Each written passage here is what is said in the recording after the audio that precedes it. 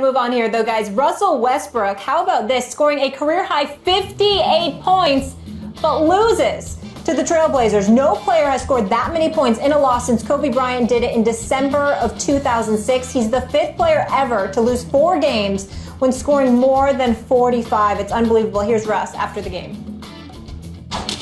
Just missed him, made him all game, missed that one, but sorry. That's got to be frustrating. Have a career night, you're knocking those down, and then... Yeah, it is, but at the same time, man, we put ourselves in that position where we should be defending at a high level, and, that's definitely shots that I'll live with because I make those 9 out of 10. Just happened to miss that one. Max, he balls, they still lose. Do you feel bad for Westbrook? Tough to feel bad for him. Not just, he's a millionaire athlete and all this, but whatever. The guy wants to win. He's super competitive. But it's tough to feel bad for him when his personality is so alpha. The reason he is my favorite current player in the NBA to watch is he's all aggression all the time. And how often do you get to see anyone in any walk of life perform on an elite level just with unabashed aggression? It doesn't take nights off. It's amazing. However, that also maybe holds him back a little bit because when he has tried to defer, it hasn't really worked out for him because of his personality. If there's any reason to feel bad for Westbrook, it's that he's a little short. I mean, when you score that number of points and the last guy to do it in a regular season loss is Michael freaking Jordan before he had a team, you're doing something right. But Jordan, because he's 6'6", could play the off-guard position. Sometimes you bring the ball up, but you're not the primary ball handler and could do what he could do best, which was score, and you could build the offense that way. And Westbrook is really a two-guard in one guard's clothing, and I think it holds him back. If Westbrook was a couple inches taller, I think he may have won a championship already, but he's not, and his personality may be ill-suited for his position, Stephen A. Well, listen, here's my thing. I'm not going to go as far as to say I feel bad. I got profound respect for him. He's been a league, one of the top 2 leaders for league MVP all year long. But their recent struggles, the way that they're losing games right now, you do find yourself asking the question, yes, he has to do it all. But does it have to be every night? We're over 60 games into the season, Max.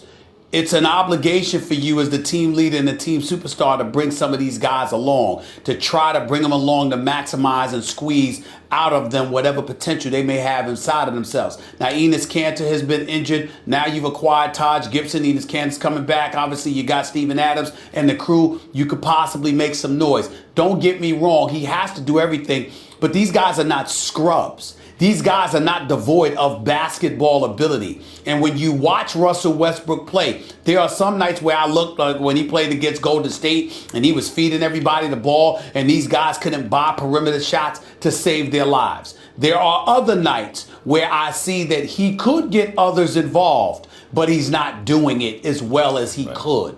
And so sometimes, I'm not saying most, I'm not saying all, but there are some times where you do find yourself raising your eyebrow and asking yourself, is this what folks who support Kevin Durant meant when they said, you couldn't win with Russell Westbrook? Russell Westbrook wants his numbers. Winning is not the priority to him.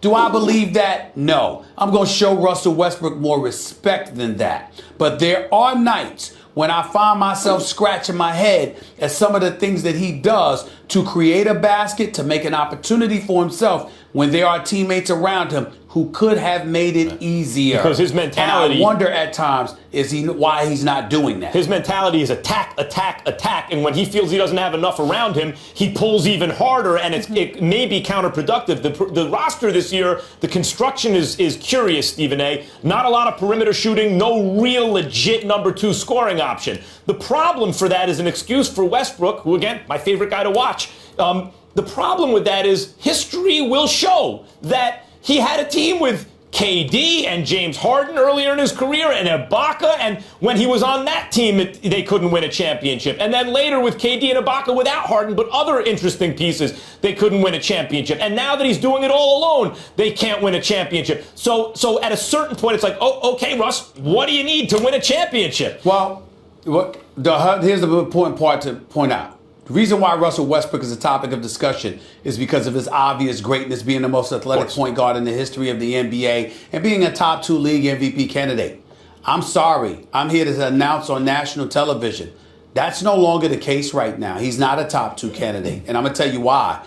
They've lost 4 straight. They're losing games. And while James Harden continues to excel, and Kawhi Leonard has elevated his stature in the picture, and LeBron is doing what he has been doing, Russell Westbrook is losing basketball games. This is 4 straight. And by the way, who did they lose to? Portland twice.